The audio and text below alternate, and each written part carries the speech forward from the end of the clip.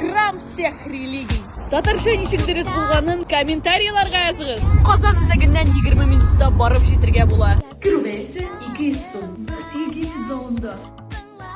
Охо, bunu карага шиги биткән алар эшкә төшә. Син бикә белән тәнеш, син бикә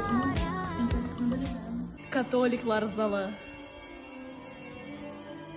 Без буддалар залында. Монда чыннан да матур. Шива залы. Харап залы. Монда Кытайга леккән кебек.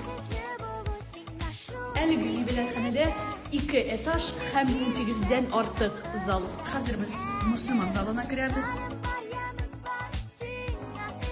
Монда бик күп заллар, ләкин күбесенең нинди зал икәнен язылмаган. Шуңа күрә анысы җайсызрак.